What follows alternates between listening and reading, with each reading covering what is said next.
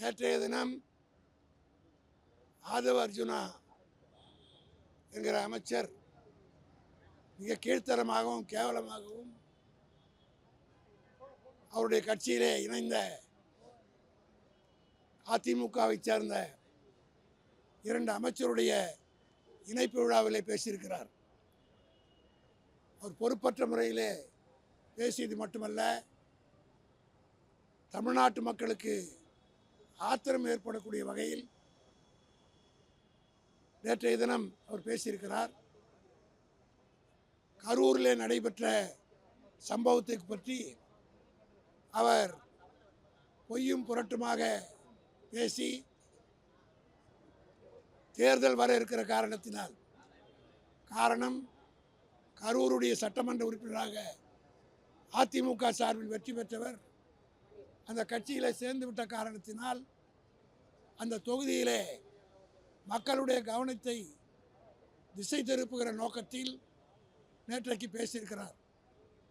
கரூரிலே நடைபெற்ற அந்த சம்பவம் தமிழ்நாட்டிலே திராவிட முன்னேற்ற கழகம் ஆட்சியில் இருந்த காலத்தில் எங்கள் தலைவர் தளபதி எடுத்த முடிவு, அவர் எடுத்த நடவடிக்கையை மனசாட்சி உள்ளவர்கள், அரசியல் தெரிந்தவர்கள், அரசியல் புரிந்தவர்கள், நாகரிகம் கருதுகிறவர்கள் அத்தனை பேருமே அவருடைய நடவடிக்கையை பாராட்டினார்கள். இவர் விஜயை போல 41 பேர் செத்தபோது முகமூடியோடு முகத்தை மூடிக்கொண்டு விமானத்தில் வந்து ஓடி போய் ஒளிந்து கொண்டவர் விஜய் என்பது பழைய ஃப்ளாஷ்பேக் நீங்களாம் போட்டு காட்டும். விமான நிலையத்தில் அவர் எப்படி ஓடினார். ஆனால் எங்கள் தலைவர் இரவோடு இரவாறு அங்கே போய் சென்று அவர்களுக்கெல்லாம் ஆறுதல் கூறியது மட்டுமல்ல, எந்த அளவுக்கு உயிர்களை காப்பாற்ற வேண்டுமோ அதுக்கெல்லாம் நடவடிக்கை எடுத்த ஒரே தலைவர் எங்கள் தலைவர் தளபதி என்பதை அந்த பகுதி மக்களும் மறக்க மாட்டார்கள், தமிழ்நாடு மறந்திருக்காது. ஆனால் இதில் இந்த வழக்கை விசாரிப்பதற்கு அன்றைக்கு நேர்மையாக எங்கள் தலைவர் எஸ்ஐடியை நியமித்து விசாரணையை நடத்துவதற்கு ஏற்பாடெல்லாம் செய்து விசாரணை நடைபெற்று கொண்டிருந்த நேரத்திலே தான் இவர்களே தமிழ்நாடு காவல்துறை மீது நம்பிக்கை இல்லை என்று சொல்லி, நாங்கள் நியமித்த அதே அதிகாரி தான், எந்த அதிகாரி விட்டு நாங்கள் எஸ்ஐடியை விசாரணைக்க போட்டோமோ உத்தரவு போட்டோமோ அதே அதிகாரியை தான் விஜய் இன்றைக்கு இன்டெலிஜென்ஸ் அதிகாரியாக போட்டிருக்கார். ஆக நடுநிலையோடு கடந்த காலத்தில் திமுக ஆட்சியில் நடந்து கொண்டார்கள் என்பதற்கு இதைவிட எடுத்துக்காட்டு வேறு ஒன்றும் தேவையில்லை. எந்த அதிகாரியை, இன்டெலிஜென்ஸ் என்பது காவல்துறையிலே மிக மிக முக்கியமான ஒரு இடம். அந்த அதிகாரியாக நாங்கள் இதை விசாரிப்பதற்கு எங்களுடைய ஆட்சி காலத்தில் யாரை நியமித்தாரோ அவரைத்தான் இன்றைக்கு விஜய் நியமித்திருக்கிறார். ஆக எல்லா வகையான விசாரணையும் ஒழுங்காக நடைபெற்றது. ஆனால் இவர்களே சிபிஐ விசாரணை வேண்டும் என்று கேட்டார்கள். சிபிஐ விசாரணையும் இன்றைக்கு நடைபெற்று கொண்டிருக்கிறது.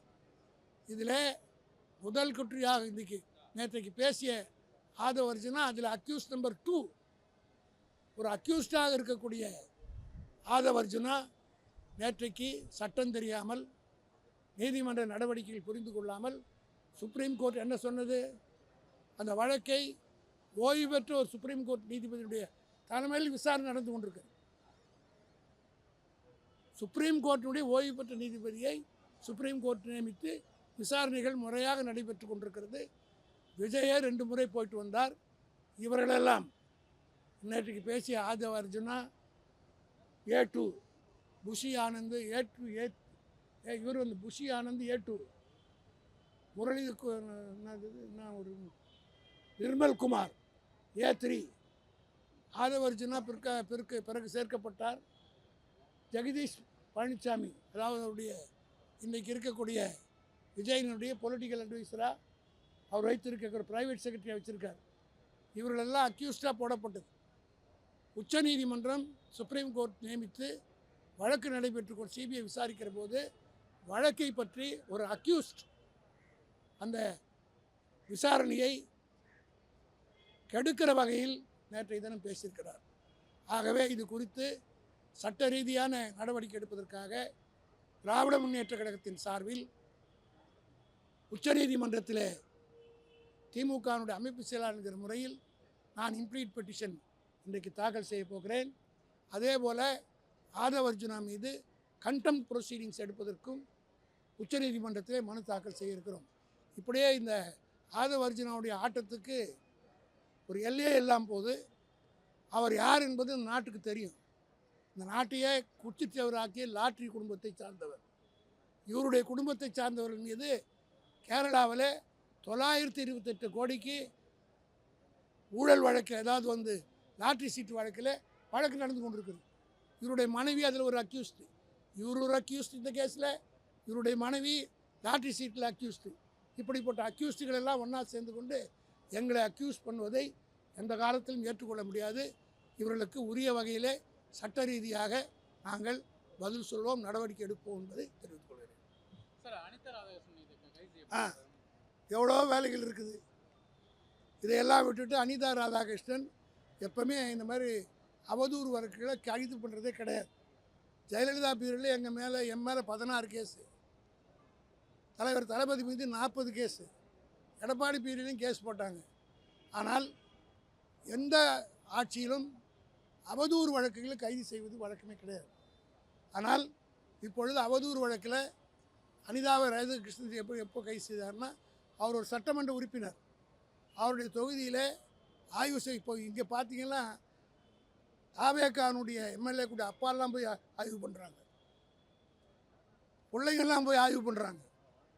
ஆனால் ஒரு தேர்ந்தெடுக்கப்பட்ட சட்டமன்ற உறுப்பினர் தொகுதியிலே ஆய்வுக்கு போகிற போது கைது செய்திருக்கிறார்கள் என்றால் இது சர்வாதிகாரத்தின் உச்சம். இதை நிச்சயமாக சட்ட ரீதியாக நாங்கள் சந்திப்போம். நீதிமன்றம் எங்களுக்கு எப்போதும் கைவிடாது. நீதிமன்றத்தின் வாயிலாக பல தீர்ப்புகளை பெற்று திராவிட முன்னேற்ற கழகம் சரித்திரம் படைத்திருக்கிறது. அதே போல் இந்த அராஜகத்துக்கெல்லாம் மிக விரைவில் நாங்கள் முடிவுக்கு கொண்டு வருவோம். இந்த ஆட்சி எத்தனை நாளைக்கு என்பதை பொதுமக்கள் தான் முடிவு செய்ய வேண்டும். காரணம், எந்த விதமான ஆக்கப்பூர்வமான பணியும் நடக்கலை. டெய்லி கொலைகள் நடந்து கொண்டிருக்கிறது. பத்திரிகை எடுத்தால் நித்தம் கொலை. இப்போ கூட டிவி பார்த்துட்டு வரேன், பாலியல் பலாத்காரத்தில் 5 பேர் பண்ருட்டிக்கு அருகில் கைது செய்யப்பட்டார். ஒரு சின்ன பொண்ணை பாலியல் பண்ணாங்கன்னு டிவியில் பார்க்குறேன். ஆக பாலியல் பலாத்காரம் நடந்து கொண்டிருக்கிறது, கொலை நடந்து கொண்டிருக்கிறது, கஞ்சா விற்று கொண்டிருக்கிறார்கள், எல்லா விதமான தவறுகளும் நடந்து கொண்டிருக்கிறது. ஆனால் அதையெல்லாம் கவனிப்பதற்கு இன்றைக்கு இருக்கிற ஆட்சியாளருக்கு நேரமில்லை. திமுகவை பழிவாங்க நினைத்தால், திமுக என்பது வெட்ட துளுக்கிற மரம், அரைக்க மணக்கிற சந்தனம், தீட்ட ஒழிக்கிற வைரம் என்பதை இன்றைக்கு புதிதாக ஆட்சிக்கு வந்திருக்கிற புதிய பசங்க தெரிஞ்சுக்கணும். வடக்கு மூலமா அது சட்டம் பண்றாங்க, இல்ல ஒரு மிரட்டல் போன்ற ஒரு போக்கு கையாளுறாங்க பார்க்குறாங்க. இதையெல்லாம் நாங்கள் பார்த்து சகிச்சு 76-77 வருஷம் பார்த்துட்டோங்க. இவெல்லாம் எங்களுக்கு ஒன்றுமே கிடையாது. இதெல்லாம் வந்து எங்களுக்கு ஒன்றும் கிடையாது, பார்த்துப்போம். திமுக தலைவரும் கட்சியை விட்டு விலகினாதான் திமுக நல்லதுன்னு அவர் யார் அவர் சொல்கிறது? அவர் போல் பல கட்சிக்கு போயிட்டு வந்தவரில் எங்கள் தலைவர். அவர் வந்து தலைவர்களால் 2 கோடி தொண்டர்களால் தேர்ந்தெடுக்கப்பட்ட தலைவர், நாடு ஏற்றுக்கொண்ட தலைவர். ஆக நிர்மல்குமாரை போல் 10 கட்சிக்கு போயிட்டு வந்தவர் இல்லை. இன்னும் 8 கட்சி. இந்த ஒன்று மாத்திரம் சொல்கிறேன், தெருவில் இருக்கிறதெல்லாம் கொண்டாந்து குப்பை மாதிரி கொண்டாந்து மொத்தமாக வச்சுக்கிட்டு லாரியில் ஏற்றிட்டு போவாங்கள்ல, அதுபோல் இன்றைக்கு விஜய் ஒவ்வொரு கட்சியில் இருக்கிற குப்பைகளாக கொண்டுட்டு வந்து ஆட்சியில் வச்சுருக்கார். மிக விரைவில் இவங்களால் தான் இவருக்கு ஆபத்து வரப்போகுது. நிர்மல்குமார் பல கட்சி போயிட்டு வந்தவர். இந்த கட்சியில் மட்டும் எவ்வளோ நாளுக்கு இருப்பார்ன்றது பொறுத்து வந்து பார்ப்போம். ஆகவே இவரை போன்றவர்கள், அதே போல் ஆஜூர் தான் எத்தனை கட்சிக்கு போயிட்டு வந்தவர். அதனால் அற்றகுலத்து அறிஞர்கள் போல் ஓடுறவங்க. இன்றைக்கி ஆட்சிக்கு கூட விஜய் கூட இருக்காங்க, நாளைக்கே இதான் ஆகிப்போச்சுன்னா ஓடி வந்துடுவாங்க. சொல்ல முடியாது, எங்ககிட்டே அப்ளிகேஷன் போட்டான்னு போடுவாங்க.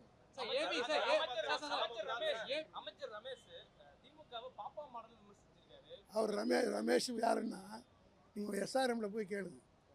அவர் அங்கே வேலை செஞ்ச போது என்ன செஞ்சுட்டு வந்தார், நாங்கள் என்ன சொன்னார் அவர், எதுக்காக சொன்னார் பாப்பா?